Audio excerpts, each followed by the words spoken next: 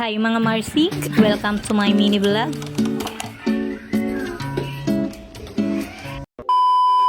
For today's video, another day, another linis serye na naman tayo mga Marcy. Dahil nga Sabado ngayon, araw ng kalinisan ng CR mga Marcy. Once a week ko nga ginagawa itong pag-general cleaning na to mga Marcy. Pero araw-araw din naman nililinis ko to bago ako maligo mga Marcy. Hindi nga lang katulad pag Sabado, talagang general cleaning talaga yung ginagawa ko dito sa CR. Mayroon nga pala akong dalawang ginagamit na panglinis dyan mga Marcy. Kaya napapanatili kong makinang yung aming tiles at yung toilet bowl namin. Sino ba namang hindi gaganaan maglinis dyan mga Marcy, isang spray lang ay natatanggal talaga yung mga dumi. Kaya i-reveal ko na sa inyo mga Marcy kung ano nga ba yung ginagamit kong panlinis sa mga tiles namin at sa toilet bowl namin. 16 pesos lang pala ito per pad mga Marcy, tapos ilagay mo lang ito sa tubig at hintayin matunaw. And then i-shake mo lang siya, tapos pwede na itong gamitin mga Marcy. Ginagamit ko rin pala itong panlinis sa aking kitchen, sa aking lamesa at sa mga bintana namin mga Marcy. Matipid din to sa tubig mga Marcy dahil hindi to masyadong mabula, hindi katulad ng iba, aksayado talaga sa tubig. Tapos mabango na siya kaya hindi mo na talaga kakailanganin pang gumamit ng air freshener dyan sa CR nyo mga Marcy. Yan pala yung Suds All-Purpose Cleaner mga Marcy. Kung gusto nyo nito, ilalagay ko yung link dito sa comment section.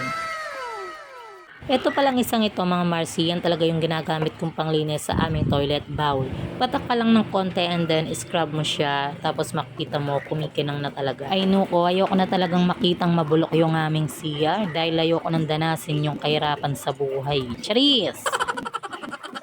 Itong tap na ginagamit kong panlinis sa aming toilet bowl mga Marcy, hindi rin ito mabula kaya tipid din ito sa tubig. Tapos yung amoy niya is napaka-relaxing talaga sa ilong. Amoy pang mayaman talaga. Charis! Dahil club itong CR namin, pagpapasok na kami ay nangangamoy mayaman na talaga. Diyos ko, charis! So ayan mga Marcy ko, tignan nyo naman at napakakinang ng aming inodoro at wala kang makikitang takla dyan. Kaya sana naman makisama ka nawasa para gadyaro gumaltok kining deflashing toilet bowl.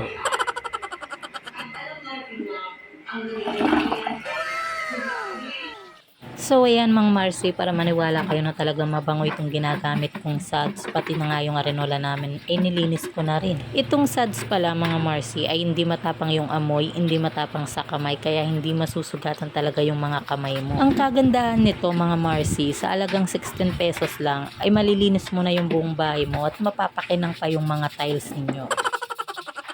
So ayan mga Marcy ko, kung gusto nyong maganaan sa paglilinis at kung gusto nyo namang masatisfied sa paglilinis nyo ng CR nyo mga Marcy ko, gumamit kayo ng Suds All-Purpose Cleaner. At syempre gumamit din kayo ng Tap Toilet Cleaner.